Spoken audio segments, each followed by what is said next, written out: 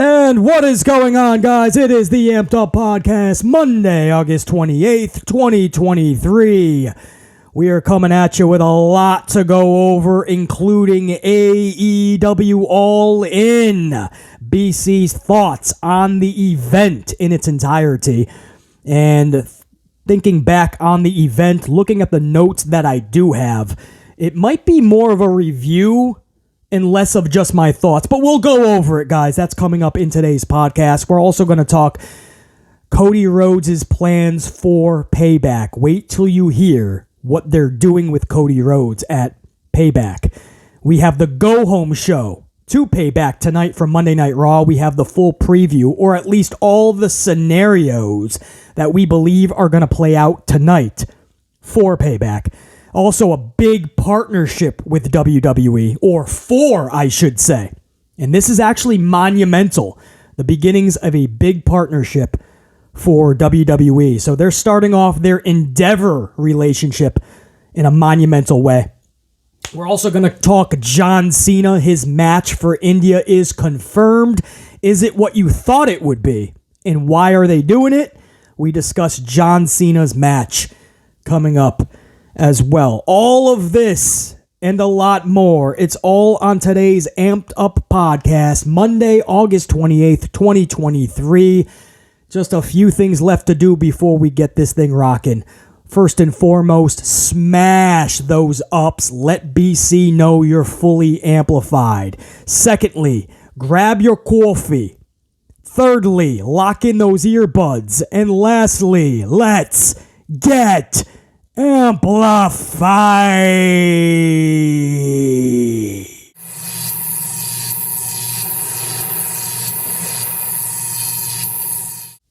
All right.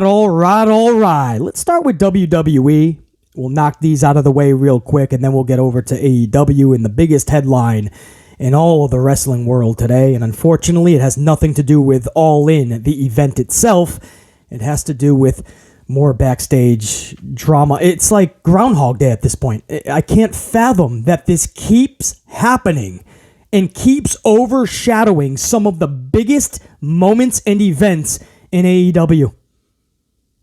It's unfathomable that we keep talking about this and nothing gets done about it, but we'll go over that, man. First of all, some news we got regarding John Cena's appearance in India. His big wrestling match back. You knew it wasn't going to be one-on-one because he had so many film commitments. There was no way that he was going to be cleared to do one-on-one matches. Any little tweak, and that would jeopardize tens and even hundreds of millions of dollars. Because you got to think about the bigger production at hand, not just Cena's part in it.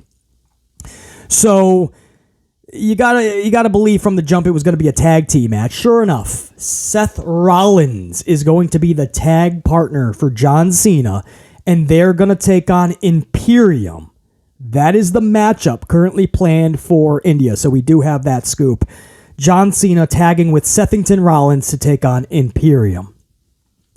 Also, Cody Rhodes, his role at PayBack has been announced. You ready for this? So I don't know if it's even been actually announced to the public. Again, I kind of got this from a reputable source. I don't know if they've actually announced this yet, but spoiler. Cody Rhodes is currently scheduled to be the guest on the Grayson Waller effect at PayBack. Now, do you guys remember? Oh, I know you do, man. If you listen, tried and true, to all these podcasts, minute one to the final minute in all these podcasts, you know damn well. I told you, my sources confirmed that there was no plans for Cody Rhodes after SummerSlam. Not little plans, not kind of plans that are in flux. No plans at all is what I heard from my people. To the point where I felt confident enough that I could relay that to my audience. And I told you guys, if there's no plans, then they're going to rest on redundancy and laziness. They're just going to have like Cody do something with the Judgment Day until the holidays.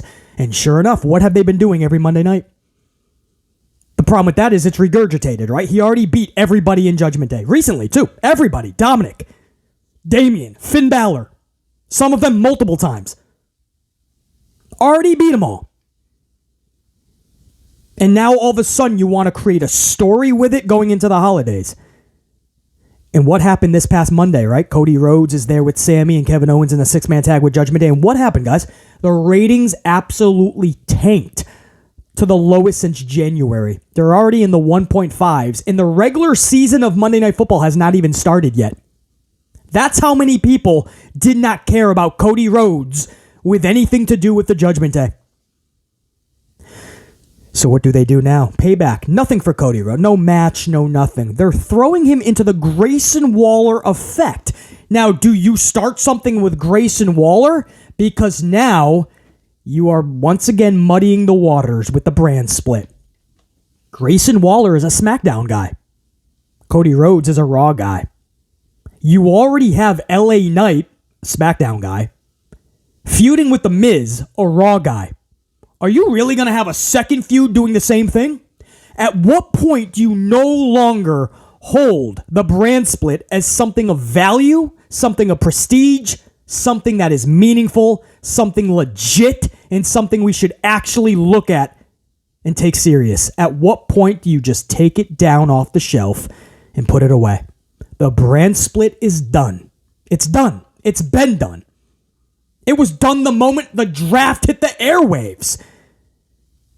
And if you needed the final nail in the coffin, when Paul Heyman, who was the number 1 draft pick with Roman, by the way, when Paul Heyman showed up to Raw with a visitor's pass, literally on his phone, visitor's pass, that would tell you everything you needed to know. When Shotzi, in full gear as a SmackDown wrestler, showed up on Raw, in full gear, and created a tag team with Raw wrestler Raquel Rodriguez to form a tag team when she's a SmackDown star. And Pierce was like, I don't see nothing wrong with it. What's the problem? Well, she's not even on the brand. When they said that we're going to create a title just for Raw because Roman, wherever he goes, that's what that title is going to be. That's what Paul Levesque McMahon said. And then fucking days later, just kidding. All of a sudden, SmackDown's going for it as well. What more do you need? Recently, Miz is showing up on Raw. Not just like in the crowd, not with a visitor's pass. He's on commentary. He's interfering in LA Knight's match. Or LA Knight is on Raw. Miz is on SmackDown. I don't know. I can't even keep up with this. There is no brand split. These are just some examples, guys. I'm just throwing these off top of my dome piece. You guys could probably think of 100 more examples. And you know, going into Survivor Series, if you think the lines were fucking blurred and the waters were muddied, wait till Survivor Series. Grayson Waller and Cody Rhodes. Two totally different brands. And this goes to confirm. They have nothing. Cody Rhodes versus Brock, they had nothing. The only thing was Brock attacks Cody because Cody has the title now. He beat Roman at WrestleMania. They decided to call the audible. Roman took off on vacation with the title. And Cody and Brock feuded for 3 months for no reason. Broke Cody's arm 17 times throughout the summer, and when it was all said and done, they hugged it out, and Brock and Cody became best friends. That makes no sense. That, for the whole summer, Cody had nothing. And now Cody is once again taking on all members of Judgment Day while the ratings tank, and now Cody is going to be on the Grayson Waller effect. Grayson Waller, a guy who has lost every single one of his main roster matches. He's the opposite of undefeated. He can't win a match. People are going to want to see him with Cody. It could be good if done correctly. If done correctly, maybe you set something up for Survivor Series, SmackDown, Raw. But with this company, you can't hold your breath on it. You can't give them the benefit of the doubt that they'll do it correctly. Funny, man, how that's exactly what I told you was going to happen for Cody. They're fluttering around. They don't know what to do with him. And because of that, what Cody Rhodes is involved in was the worst segmented rating of the night on Monday night. That's not the case. Cody still gets good reception. Cody is still a top star, if not the. And you're putting him in situations where fans don't care about him. And that's why the rating came in like it did Monday night. And they tuned out during that main event in droves. Now you're throwing him in there with a guy who can't even win a match. Man, this is what I told you guys. This is what I didn't like when he walked out of WrestleMania without that championship. I said they don't know how to book Cody now. They're not going to put the proper thought into this, the proper care. Thankfully, Cody's so damn over and people love the dude so much that he's staying afloat. Man, I hope that carries on through Mania next year. I really do. Cody Rhodes, Grayson Waller effect at Payback, guys. If you haven't heard, you're hearing it now. And that's, I don't know if that's been sent out to you guys. I heard it from my own source, if you will. But by the time you guys listen to this, maybe they announced it. We'll see. Also, a big partnership with WWE and the NFL. There's an old saying, if you can't beat them, join them. If you can't beat them, you might as well join them, right? So WWE getting their ass whooped by the NFL every season, so they said, let's partner up with them. Guys, they have a partnership in merchandise, and I think that's going to grow as well, that partnership. And they got some fancy schmancy championship titles with your favorite football team. Guys, I'm going to whip up a fucking Green Bay Packer one for sure in the future. I haven't gave WWE my money in a very long time. They haven't deserved it. But I got to get one of those damn Green Bay Packer championships. And there's a lot of Christmas presents I'll be getting with NFL teams as championship belts. They look really cool. I hope the quality's good. Obviously, you're not going to get real gold and leather, but, it's a replica. But I hope it's like, the good replicas, not like this little toy shit. Otherwise, I will not be getting any of those. But if you're an NFL fan, guys, you guys got to check out these new championship belts. There's a new partnership with WWE and the NFL. Nick Khan, big-time exec for WWE, Nick Khan has announced the partnership and those details. So, pretty interesting there. So, oh no, do you want the Raw preview for tonight, guys? Do we have anything? Hold on, let me see if we have anything, first of all, man. You're going to have Matt Riddle and Drew McIntyre tonight. Mick Riddle, I think they're calling themselves, right? Mick Riddle against the New Day, I believe, is tonight. Or no. I think Woods and Kingston are going to face the Viking Raiders, right? So maybe all of them are maybe all these teams are going to be involved somehow at Payback. I mean, that's what I mean. This is the lowest level of creativity you could possibly imagine. You take a guy like Drew McIntyre, who was away for so many months. So many people had high hopes when he returned. Is he going to come back heel? Is he going to go for the world title? I hope they book him in a meaningful way where we can actually care about Drew the way we want to. And instead, he goes for Gunther, the same guy and title he's been going for before his hiatus, loses, and now he's in this weird thing with Mick Riddle. Flip-flops Flanagan, Scooter McGee, Matthew P.H. Riddle. Bouncing around with the New Day that just came back 2 weeks ago and is already in irrelevancy. Oh, I tell ya! We'll see what happens with Sethington Rollins tonight and Nakamura with just a little over a week more. What do you got? This is the go-home show, right? I think this is the go-home show to Payback, so you're going to want to pump up something with Sethington and Nakamura. We'll see what happens with Piper Niven and Chelsea Green. Piper Niven just made herself a tag team champion. We'll see if there's any explanation. Is Adam Pearce a little bit upset about that, or does nobody care? Raquel Rodriguez is now cleared. She's going for Rhea Ripley's championship at Payback. How will that unfold? The final plans for that heading into Payback. So that's for the ladies. Zayn and Owens in irrelevancy every single Monday night. They're in a main event of nothingness with the Judgment Day. So you got to expect that Zayn and Owens will be right back in the ring somehow with the Judgment Day tonight, right? One-on-one, or maybe tag team, or maybe another six-man. Maybe Sethington is with Owens and Zayn, and maybe Nakamura is somehow with the Judgment Day tonight, right? You're going to get something stupid probably with all them, because it's just regurgitated every week. Becky Lynch and Trish Stratus. They're finally going to end everything at Payback in a cage. But before that, tonight, I believe Becky Lynch is taking on Zoe Stark in it's like no holds barred, I believe. So, or was it last? Yeah, I think it's. Is it no holds barred or is it like last woman standing? It's one of those, Matt. It's got a stipulation on it. That's all you need to know. I don't know. Again, we're not in a normal setting, so I can't get everything I would like to give you guys info-wise like I normally would. It's one of those stipulation matches, though, so expect something big for them tonight. Tommaso Ciampa, he had a good vignette last night, as did last week, as did Shayna Baszler. How do they utilize Tommaso and Shayna off of those vignettes last week? LA Knight and The Miz. Something big for Payback. They've been showing up on each other's shows because, brand split. How do they utilize them tonight? We'll see. Cody Rhodes is going to be on the Grayson Waller effect, like I said. So how are you going to have Cody Rhodes used tonight? Is he going to be right back in there with Judgment Day and losing more viewers?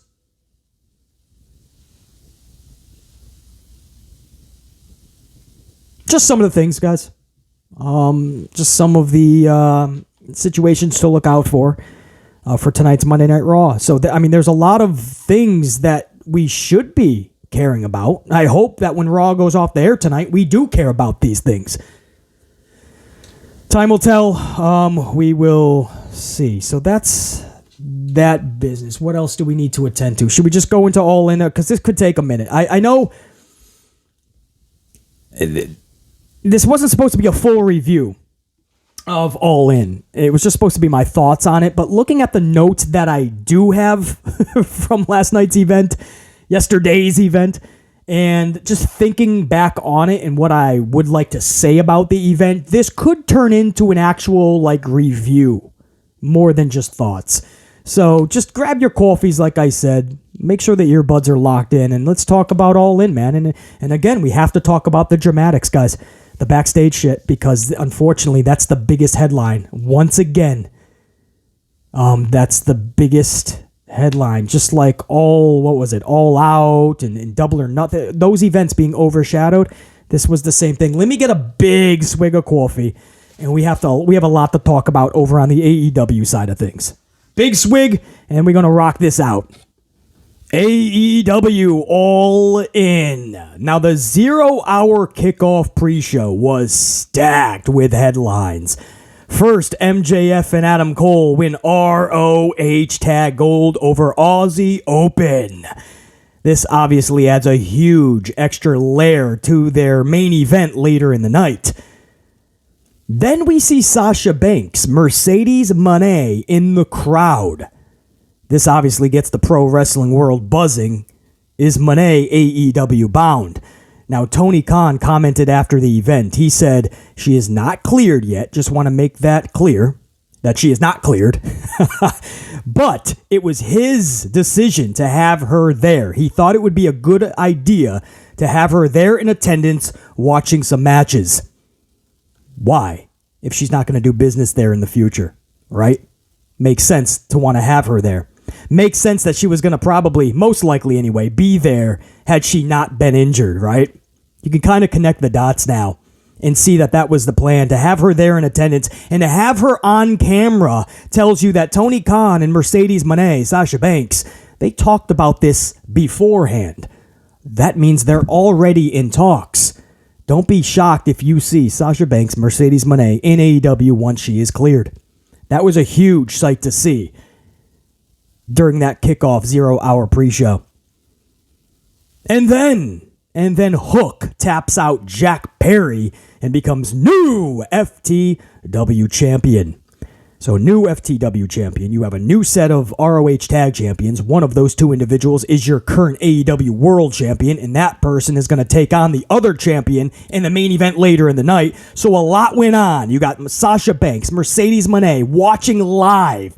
Now, to the average fan, you don't know if she's cleared or not, right? If you don't know, if you're not in the know, if you're not reading dirt sheets or have sources, or you know who's reputable, You don't know if she's cleared or not. You don't know if she's going to jump that barricade and maybe she makes her debut that night. You don't know, right? Some suspense. But it's what happened backstage that grabbed all the headlines. And this is where it's actually sad, depressing, and you feel bad for the boys and gals that go out there during all these AEW shows and they constantly get the spotlight removed from them because of backstage antics and dramatics. And it always is one person. And again, we're not throwing shade. We're going to get more facts and details as the days go on, I'm sure. But it always has to do with Philip CM Punk Brooks. So what am I talking about, right? So get this. Post-match, supposedly a physical altercation with Punk goes down. Now, this started way beforehand, actually. Last week, we were hearing reports that Jungle Boy wanted to use real glass, supposedly, in a segment. It wasn't going to actually be used on anybody. It was going to be just basically like background, right? To raise the suspense, right? Could that be used? And, of course, Punk and everybody was like, maybe not the best idea. Now, this is where the first issue arises, right from that. And I told you guys, see what I mean, man? I said this in a previous podcast. I said, this is where Tony Khan needs to step up and just inform Jungle Boy Jack Perry why this is not a good idea. And that's fine. Wipe your hands with it. Everybody is good. That's his boss. He understands. But Punk now scolding him and telling him that it's a stupid idea, X, Y, and Z. Now it's one of your peers. CM Punk Phil Brooks is not an EVP even. And he's not considered one of the locker room leaders. Some people look up to the guy. Some people say he's running Collision. But he's not an actual locker room leader. There's 3 names to this date that we're still hearing. Chris Jericho, Jon Moxley, and Bryan Danielson are your 3 locker room leaders. And then there's 3 EVPs. Matt and Nick Jackson, Kenny Omega, and an actual boss, and Tony Khan. The only 8th dude that would come anywhere close would be your head of talent relations, and that is Christopher Daniels. And he got sent home 2 weeks ago from Collision by, we are hearing, Philip Brooks. And management thought it was in the best interest to keep the peace.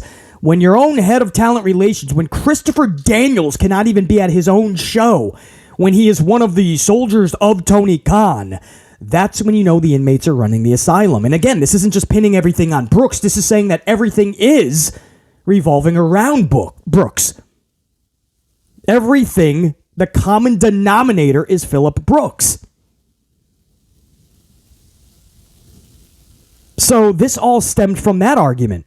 Now we go into All In. Now everybody's underneath the same roof. Everybody has to get along, right? Play along to get along to play along.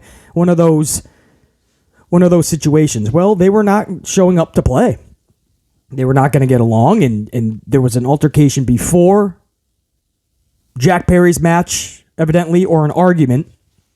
And then after Perry's match, and this is just weird booking because Perry's match is going to end the kickoff or beyond the kickoff, and then CM Punk is going to start the actual main show. I don't know why they would even be crisscrossing each other in gorilla position. That just is utter stupidity to me. But after Jack Perry's match, there's conflicting stories at the time. Now we're getting more details, a little bit more reputable. But at the time, Jungle Boy was said to be antagonizing Punk, saying he used real glass and to cry about it. Other reports said that Punk had Perry in a chokehold.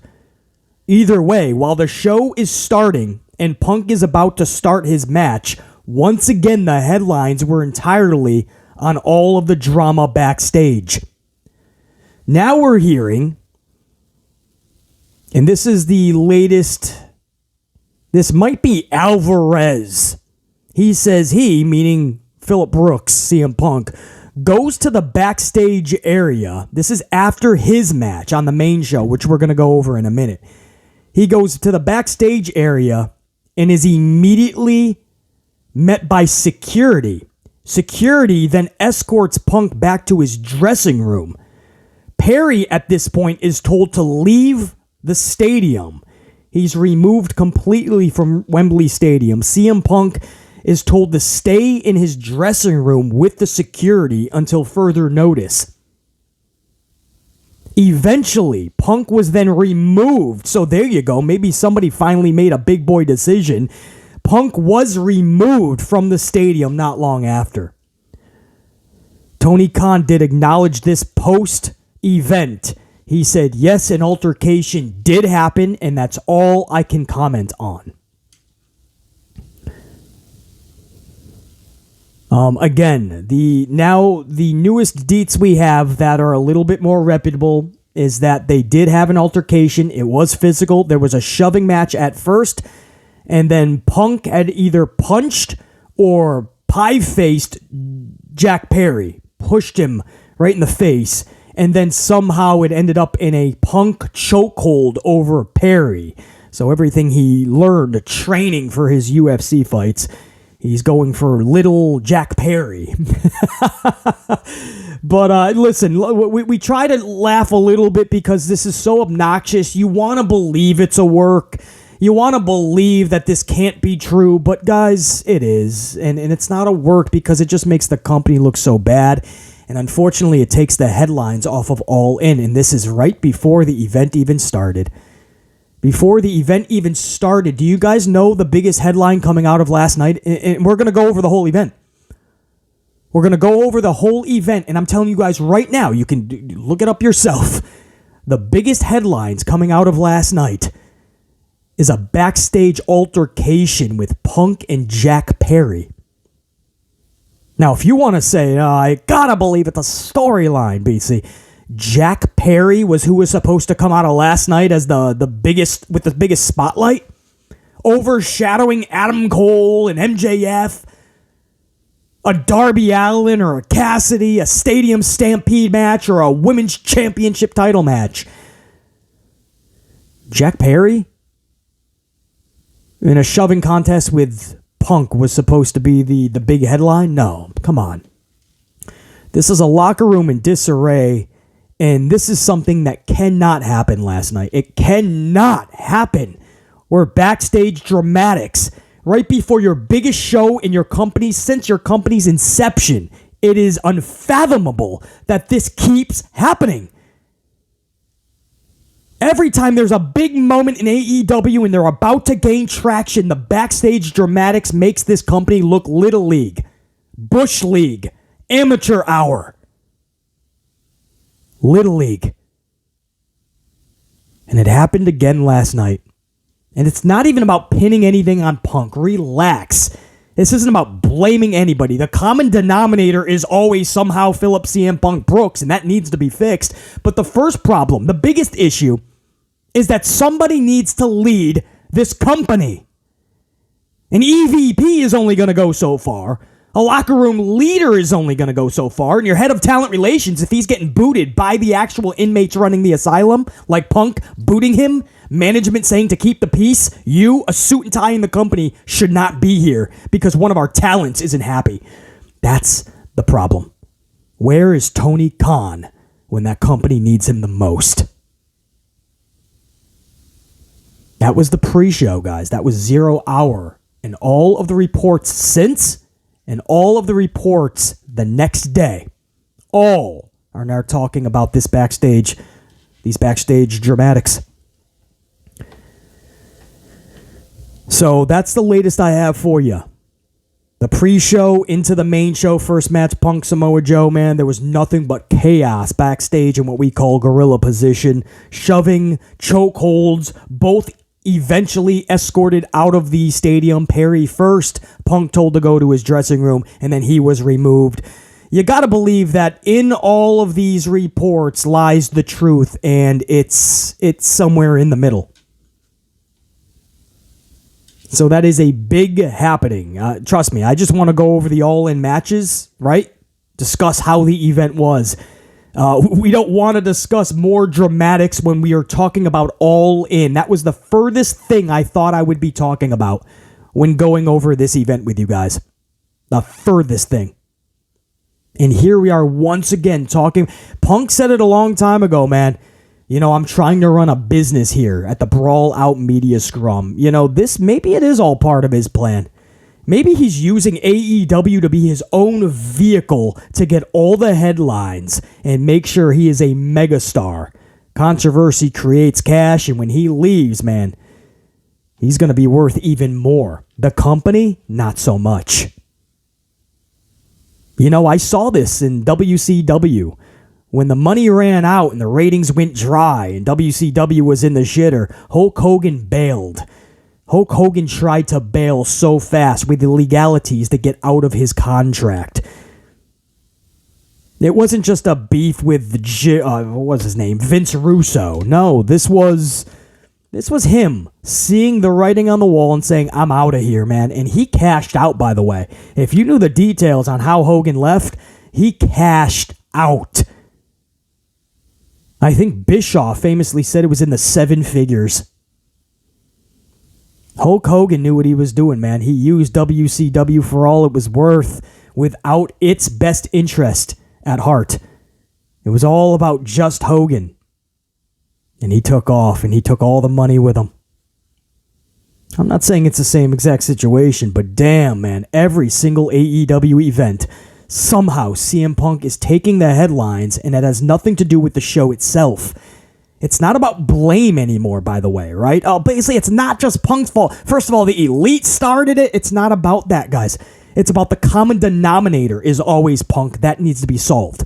Number 2, where is the boss? This shouldn't even be a factor. This has to stop yesterday. It is sad that the biggest headline coming out of All In, their biggest show ever, is what happened backstage. Not even storyline, makes the company look horrendous, and it shows the amateur aspect of this company. I cannot believe we're discussing that. Another backstage incident involving Punk. We go to the main show, right? Let's try to get the positivity. Let me get a swig of coffee, and we're going to talk All In now. Could they possibly get headlines to even come close to this headline between Punk and Perry?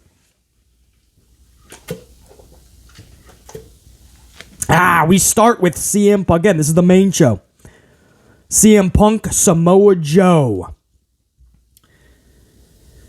CM Punk, Samoa Joe for the real World Championship that Punk is holding. Now, Punk scores the W via pinfall off his Pepsi plunge. This marks Joe's second consecutive loss to Brooks.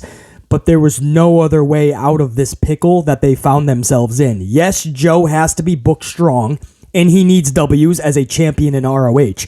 But there's clearly a bigger story at play with Punk in this real World Championship title, right? So in no way can Punk lose this match. Now, would it have been nice if I cared about this a bit more? Sure.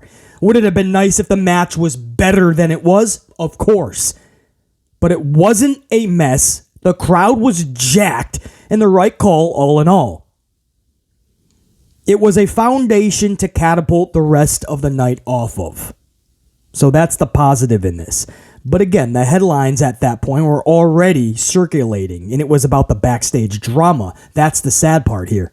And unfortunately, through it all, Samoa Joe is just the third wheel in all this, right? The biggest part of this wheel is the backstage dramatics. The second part is Punk actually defeated Joe, and the third part is Joe was even in the match. A month, 2 months, 3 months, maybe next week, maybe you already forgot that match even took place at All In. That's the bad part, right? It's highly forgettable. Next up, the Golden Elite would be defeated by the Bullet Club. Many feel this was much better suited to be the first match of the night. In terms of action and setting an amplified tone for the rest of the night, they would be correct. Probably better suited to be the first match of the night. However, the finish? Oh, hell no. Tashetta pins Kenny Omega via the Fruity Roll-Up. Come on, man. Can't we do a little better than that? Especially if you're going to do an inside cradle Fruity Roll-Up later in the night, main event status. We'll go over that. But isn't there some type of way where Kenny Omega, we're not talking about Drew Gulak or Barry Horowitz or the Brooklyn Brawler. We're not talking about Leo Rush. No offense to any of those names, by the way, but Kenny Omega, one of the best wrestlers in the world, taking a roll-up. Man, all right, once I saw that, I said, no, keep that out of the first match. Up next, AEW World Tag Team. And again, guys, this may seem harsh. Forgettable. That was nothing more than a Dynamite or Collision or even a Rampage 6-man tag. Good action, no question. Crowd legit, jacked, no question. But to pay money to see that 6-man tag, I don't know. I can see that on free TV and be just fine. So let's see if match number 3 can rock us a little bit more here. AEW World Tag Team Championships, FTR versus the Young Bucks. This was the Young Bucks I've missed. They were on, man. And they were showing shades of why the wrestling world held them up on such a pedestal from the jump many years ago. Having the EVP titles in AEW has been a massive detriment to their in-ring careers. Cody Rhodes admits that it was a detriment for him. He probably couldn't get out of that company fast enough just to shed that EVP title more than anything. And I think it affected and is a massive detriment to Kenny Omega as well, because they don't know how to book themselves. And the fact that the Young Bucks are one of the best tag teams in the world, and you forget that most of the time, because most weeks they're not even on the shows. Kenny Omega is one of the best wrestlers in the world, and you see him taking roll-ups like last night, or not on the show at all. Every once in a while, he's in this big focal-pointed match. And you're like, oh yeah, now he's being used correct. And then all of a sudden, he's right back into obscurity. That's not Kenny Omega.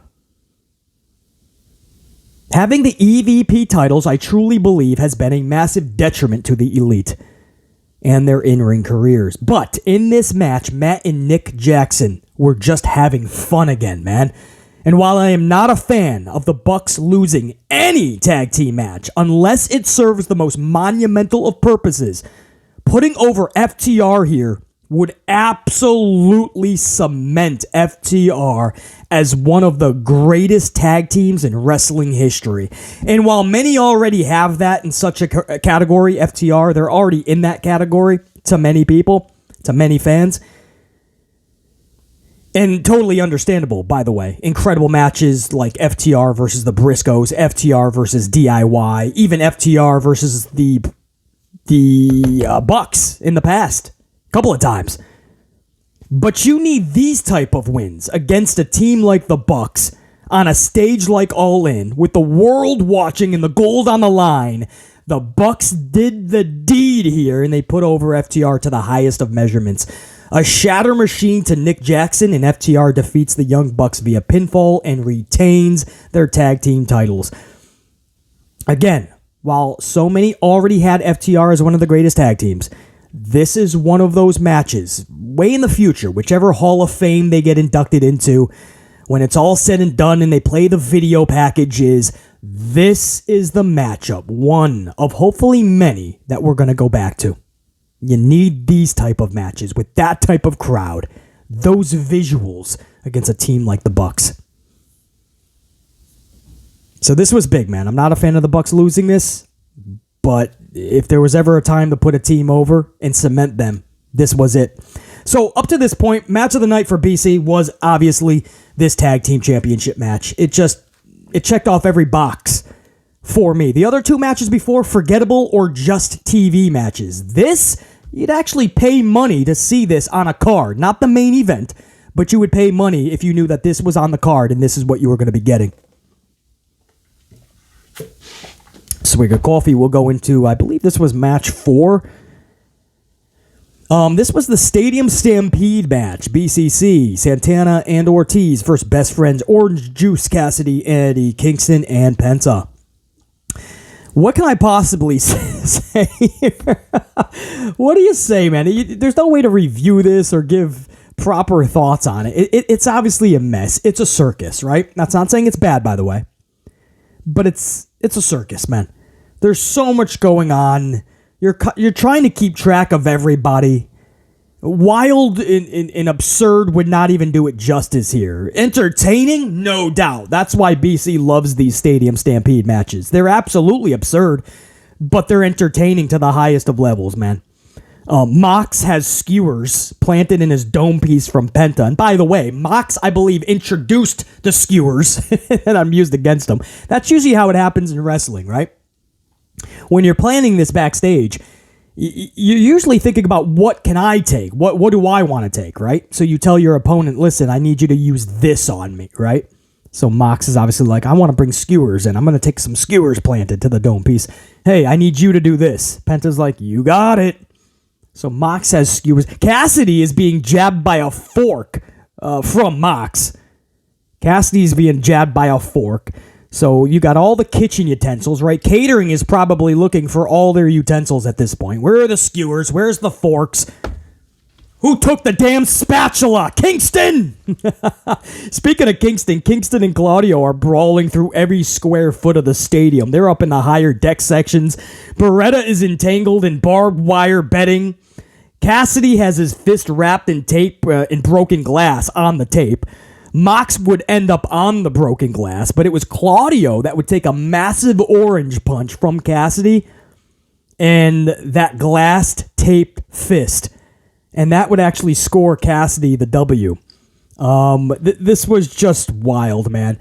The highlight of this match for BC, and this may come as a laugh, but it's true. Of all the wildness, the craziness, the absurdity that we saw in this Stadium Stampede match, Sue! That epic white soccer mom van was in London, in Wembley, bro. Sue showed up, man. Who kissed Sue? Was that Mox? Somebody kissed Sue, man. It was so wild. I think it was Mox. It was great, man. Sue shows up. It's those details. It takes time. It takes effort. It takes resources to bring in a soccer mom van and use that. You have to really care about what you're doing to go to those lengths. I fucking loved it. I loved it. It's those type of moments I'm actually going to remember, guys, on a pay-per-view.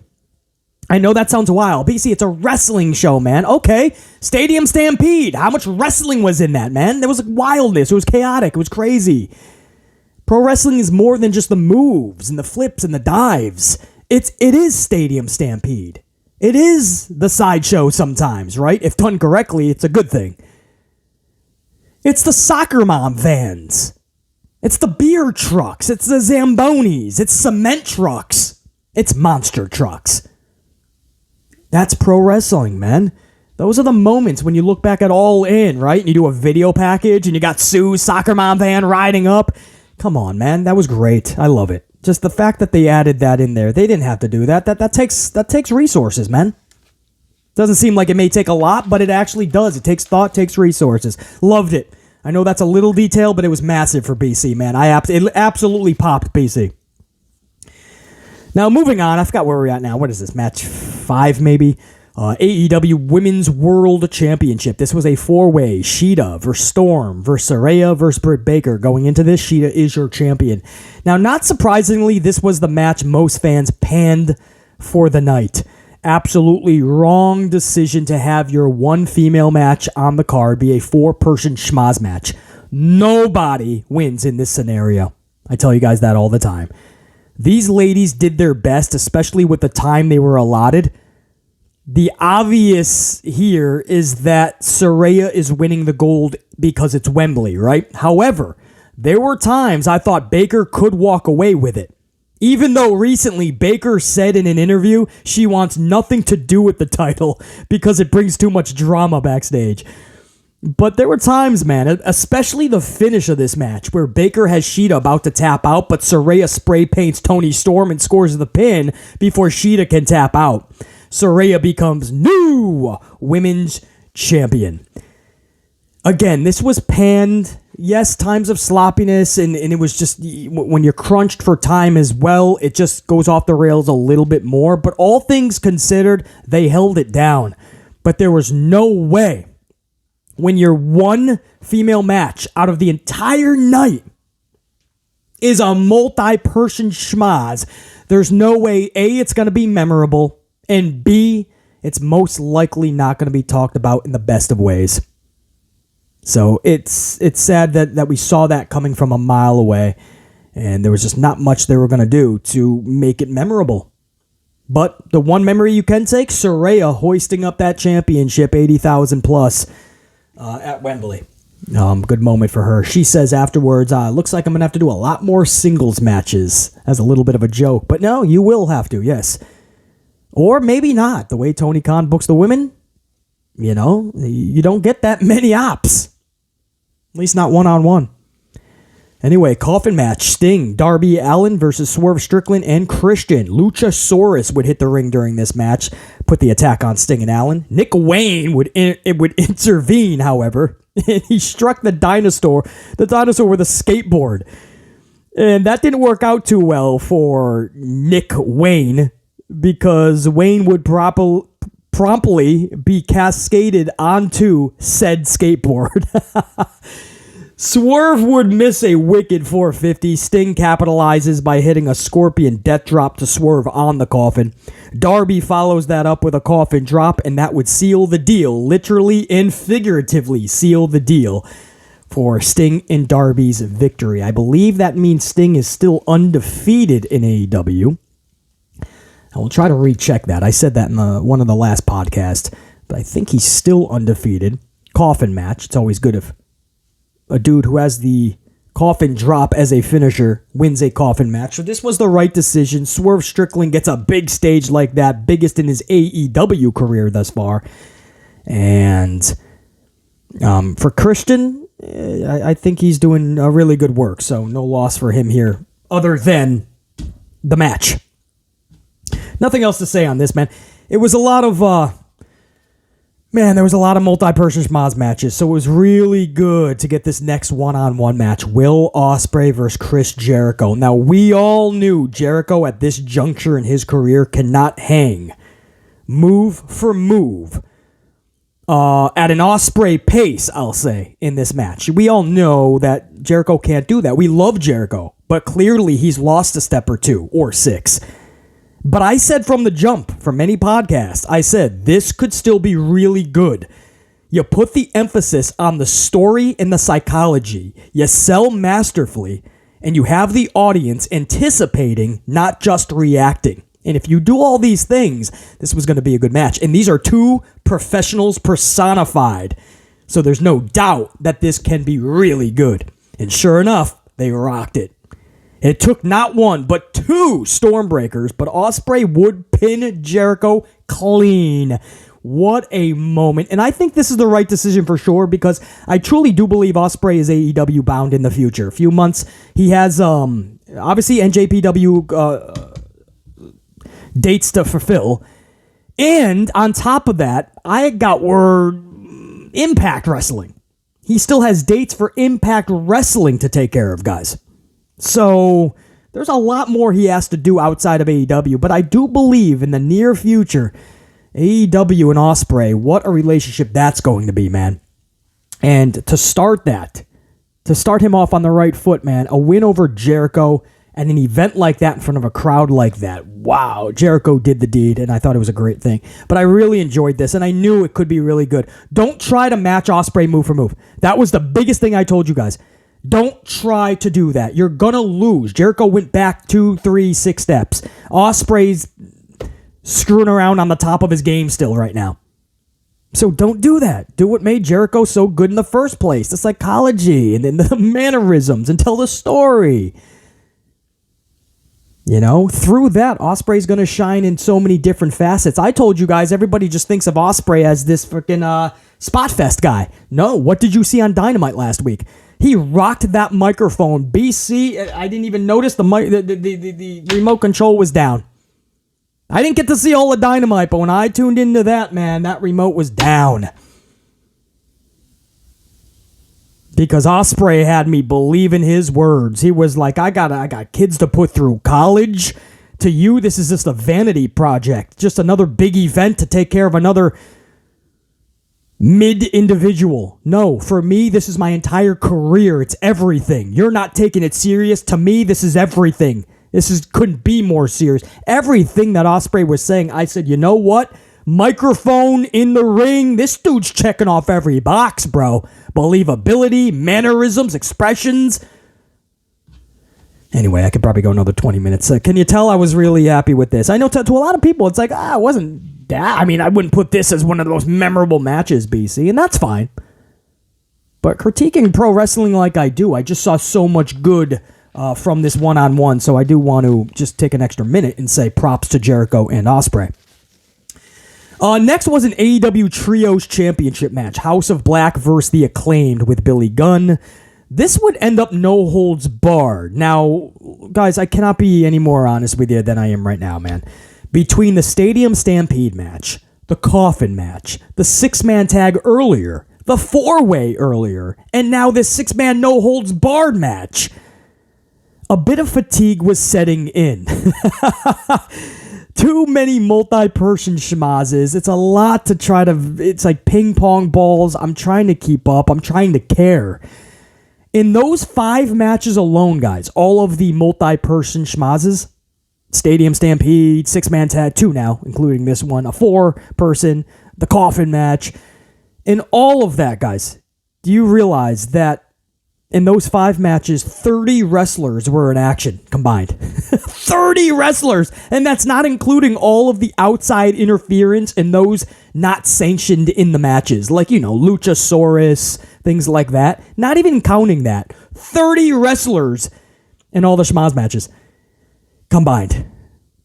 I mean, it's hard to keep up with that. That's why I can't stand schmaz matches. It's because it's not just once in a while. It's all the time. Promoters do that to now just fit everybody on the card. And what happens if it's too many schmazes and too much chaoticness? Too much tornado, right? I call it like tornado. Everything's a tornado tag, basically. If it's too much, then you're ruining a good thing, right? It's about quality over quantity. Sometimes. Or it should be most of the time, actually. Anyway, a phenomenal tribute to Bray Wyatt during the House of Black's entrance, bringing out the lantern and commentary, saying some nice words. Man, that was so good to see and nice to hear. Props to AEW for that. House of Black. However, the Acclaimed would end up defeating the House of Black to become new Trios champions, if anybody cares about the titles or the division. For BC, I'm not sure about that, brah. We have to stop the start-stop booking of House of Black. Because it's just start-stop, start-stop. They have never had actual momentum in AEW. Do you guys realize that? And this was the match. This was the match that would finally have them taken seriously. On a stage like that, in front of a crowd like that. And don't get it twisted, they win a lot. I don't want you guys to think win-losses that they're 50-50 booked. They're actually not. They win way more than they lose. But it doesn't translate into much of anything, and that's what I mean about momentum. If you're doing a lot of nothing, it'll translate into nothing. I'll give you guys an example of that. AJ Styles, for the longest time, was actually winning, I would say 85 to 93% of his matches for a while there. The last couple of years, before he got injured, I'd say that. Year and a half before he got injured, that whole year and a half span. He was actually winning way more than he was losing, guys. So you're saying, well, whoa, he's being booked properly. Not the case. He was holding the hand of Omos, for instance. He was in obscurity, only used here and there. And when he'd pick up nonsensical W's you'll never remember. Easily forgettable 3 minutes later, if not 3 seconds. And what happens was he was wrapping up W after W after W, but with there was no reasoning behind the W's. There was no care. There was no story behind the W's. So he was just wrestling matches. Quick matches. Immediately after he wins, they cut to a commercial or Corey Graves, and at that time, Kevin Patrick or whoever it was, telling you about the actual storyline coming up. And AJ Styles was just fluttering in obscurity for that whole year and a half. And if you look at his win-loss record, it was really good. And yet nobody cared. We felt bad. We were all saying he needs to be booked properly. And people are like, well, he wins 90% of his matches. What more do you want? Care. Storylines. Put him in things that we're going to be interested about and intrigued for. That's just one example, guys, of how you can win a bunch of matches and still not be looked at as anything because you're not actually being booked properly. They're sending you out there to collect W's. But unless you're doing something like Goldberg's streak, it means nothing. There's got to be a focal point somehow on it. House of Black wins a lot. And they just seem like they never have momentum. They never have consistency. That's the biggest problem with House of Black. They'll do something pretty cool, and then you don't see them for 3 weeks. Then all of a sudden they're showing up, they lose a match, then they win 4 weeks in a row, but it takes them 3 months to win those 4 weeks, so I guess it's not in a row, but 4 W's in a row. Listen, at this point I'm probably running in circles and confusing you guys. The point is, House of Black needed this W. What do? They drop these trios championships already. That's the problem. That's the problem. Because on top of all of what I just said, the ultimate goal here should be to make those trios titles prestigious. They've been in existence less than a year, those titles. They debuted in September, at least the first set of champs, because there was a tournament a little bit beforehand. But the first set of champions were crowned September of last year. So that's less than a year, guys, that these championships have been in existence. And in less than a year, there's been 5 different title reigns and a vacancy to boot. The Elite, then there was a vacancy, then the Death Triangle, then back to the Elite, then the House of Black, and now the Acclaimed. And if you include the vacancy, guys, if you acted like the vacancy the month to whatever it was, month to 2 months was a separate title reign, that would equate to new champions every 57 days. Let me get a swig of coffee while you guys think about that. And if you wonder why a big chunk of the audience cannot look at these titles as prestigious or look at this division with care, it's because if you add in the vacancy in less than a year, there's basically been new champions every 57 days.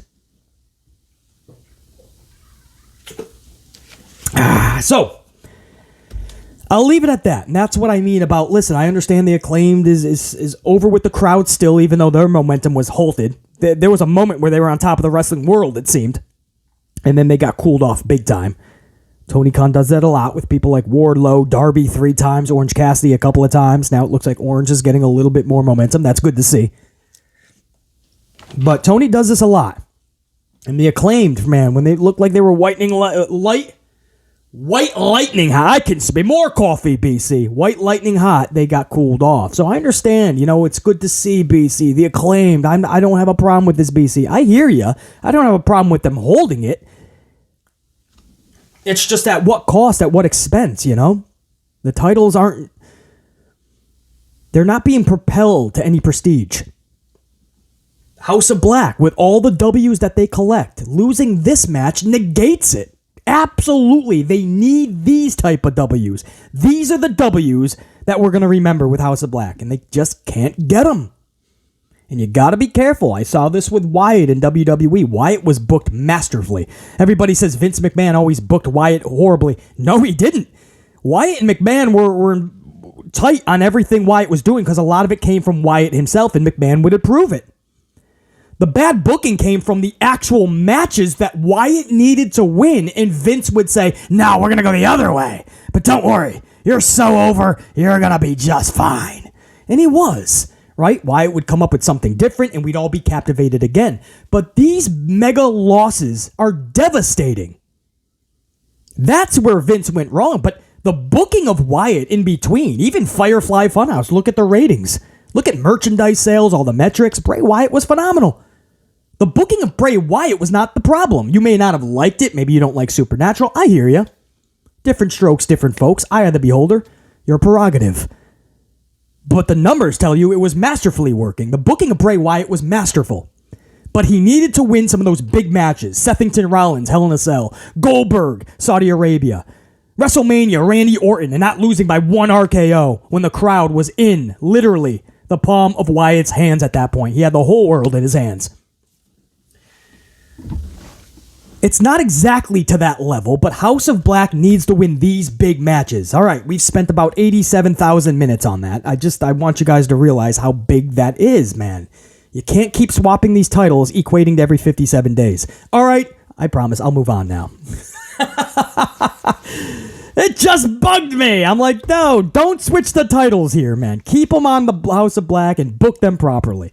Main event, MJF versus Adam Cole, AEW World title. MJF is teasing his diamond ring in this match. I thought that was great because there was a moment of conflict from within, right? Do I use this? Do I just say, fuck this friendship? This is about me and my championship. And he chucks that thing aside, man. Now, Roddy Strong was also in this thing, low-blowing MJF and demanding Cole finish him. But now Cole is having the conflict of interest from within, right? I could just say, fuck this friendship and go into business for myself, but he decides not to do such. So this conflict that played, that's the story in the match, and I thought that was beautiful. And you add in ROH championships, and it's like, well, if they turn on each other, it's more than just a friendship.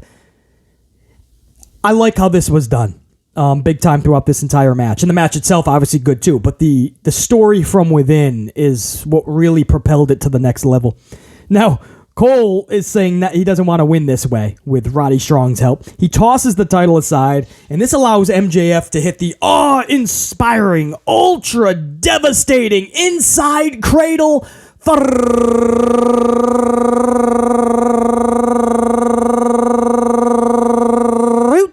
roll-up.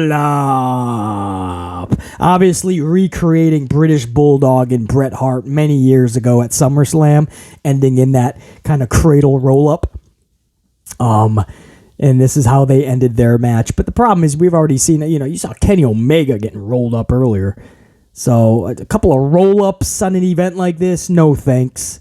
But man, a part of me does say it fits here because they're friends. And it came from like a hair of a victory. I just got by you, man. Just by a hair by rolling you up. I caught you off guard. I'm not a big fan of those type of finishes, man. They got to really be in the perfect situation. I'm not going to say this was the perfect situation for a roll-up, but it's a situation that doesn't do them much harm. I'll say that. So it's passable for sure. And then afterwards, you get a little bit of a hug it out, right? The confetti's going, pyro, whatever. That's all going off. And these friends, man, their friendship. Now, some people are saying, great story at the post-match, and their friendship. It's so touching. And then other people are going, that was really awkward. We could have done without that. Regardless of which side of the fence you're on that, I didn't see any problem with this. And the show actually goes off the air. Now, guys, this may seem harsh. If you take away the crowd, this was no more than like a double or nothing, maybe. Even a full year. This was some good action. I've seen much better pay-per-views from AEW. Much better. Much, much better. There was no real big surprises. Again, the kickoff had Mercedes Moné in the crowd. That was probably the biggest buzz outside of the backstage drama with Philip CM Punk Brooks. Aside from that, guys, this was... I can't tell you... I don't know anybody that would... Man, I'm trying to be... How do I say it? I would not go back and watch this, obviously, a second time. That doesn't mean it was bad, man. A good afternoon of action. I couldn't watch it live, unfortunately. Just too much business to take care of at the time. But even at the time frame that I was able to watch the event as a whole, I was entertained by it. Again, fatigue with the multi-person. I think by the time I got to the start of the House of Black acclaimed match, there was fatigue there because there were so many wrestlers that I've already seen wrestle, and it's only been 5 matches at that point, not even. So that, fatigue started setting in a little bit, but no surprises during this show. And I'm not saying I needed to see Goldberg show up, but when it's all said and done, maybe I wouldn't have minded Goldberg showing up. I don't know. Somebody. I thought there would be a little bit more. This was the biggest show of AEW's since their inception. And I really thought they wanted to grab a bunch of headlines. A bunch. And instead they didn't. And because of that, the only headline is the backstage antics and dramatics. That's what sucks more than anything.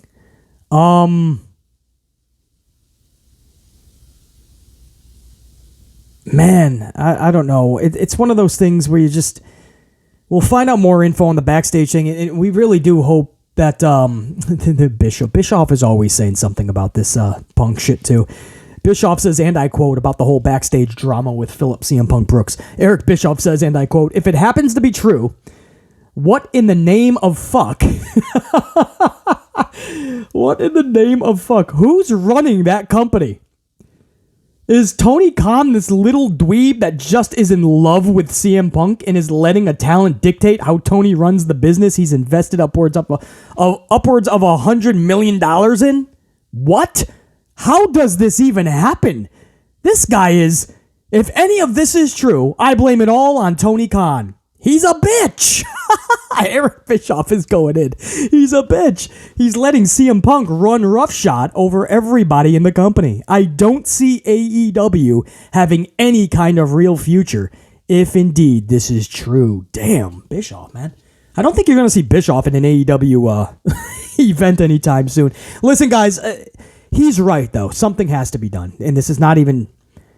I don't even care if people look at it as shade. I mean, the common denominator is always Phillip Brooks. So something has to be done. And sometimes you got to remove the common denominator. Brooks is only bringing in 400,000 to 500,000 people on a Saturday night. That's it. He's not the draw he once was. It's sad to say that. Okay. But he's not. So everybody can just move on if you take away the common denominator. If you can remove the toxic portion of it, remove it, right? Now, some people say, no, it's elite BC, right? Well, if that's the case and the majority of the locker room has a problem with the elite, then you remove the elite. But that just doesn't seem to be the case. It's a shit ton of people that have nothing to do with the elite. So even if you're saying they're all just elite minions, okay, you still have a major problem and it has to be removed then. If one person just doesn't get along with it, or everybody else is looking at that one person with a side eye, then they gotta be removed. Just call it a day. I could see it. Phillip Brooks is bringing in fucking 1 million people on a Saturday night, man. This dude's a draw. And listen, I know there's a lot of backstage drama, and there's a lot of, politicking and a lot of BS going on. But dude, man, the money, the ratings, the numbers... That's not the case. If you're telling me that AEW without Brooks can't pull 400 to 500 on a Saturday night, come on, bro. You're in bigger problems than you thought you were at that point. Running a company on a Saturday night wrestling show. I just don't understand that, man. Big time. Anyway, Punk reportedly escorted to his locker room, Perry removed from the stadium. Afterwards, Punk was then removed as well, booted from the stadium. So they obviously must have. Tony Khan says they're investigating the incident, just like what happened at Brawl Out. Another investigation into the incident. How many of these are you going to do? You can't make it up. You can't make this shit up, man. It's sad that All In was once again overshadowed by Backstage drama. And if you're wondering, it does revolve around Punk again. Unreal. And before we take off, some shout outs to my Amplified unit members. Some super chat, super thankses from the last podcast we put up. I believe that was the SmackDown review, the tribute to Bray Wyatt and Terry Funk. And a couple from the podcast before as well. I don't know if I gave a shout out too. I don't have them in front of me, but some of the names from those super thankses I want to give a shout out to. WWE AEW Marvel fan. I appreciate the coffees, brah. Jack Brewer, Dave Mille, X Free, Unique Butterfly. Who else do I recall? James Miller. And Jimmy Fingers, 19 with a 50-spot banger bomb, man. I appreciate all the coffees you guys chucked at the channel. Jimmy Fingers, man, 50 spots, a bunch of coffees. And I appreciate your guys' takes on Bray Wyatt, man. A lot of good tributes and a lot of nice words said about Bray Wyatt and even Terry Funk. So it's more than just the coffees being chucked at the channel, guys. I definitely appreciate your guys' takes on it. So those shout outs for sure to those of you that threw coffee over at the channel. I would appreciate it more than anything Not that I don't appreciate the coffees, man. I always do. It shows that next level of appreciation to the channel and to BC. But, man, help out JoJo and that family. If there's any way to do such, I don't know if something is set up for in their honor, but to help out Wyatt's family, JoJo and the kids, if you got an extra $1 to spare, send it right over there, man. Make sure that Wyatt's family doesn't have a need at all going forward. That means the most. So just want to give those shout outs, man. All right, that's the podcast. Monday Night Raw tonight, and tomorrow we'll do it again, man. The review for Monday Night Raw for the 28th of August, 2023. Until next time, there will be that next time. Top guy, I'm out. BC saying check you.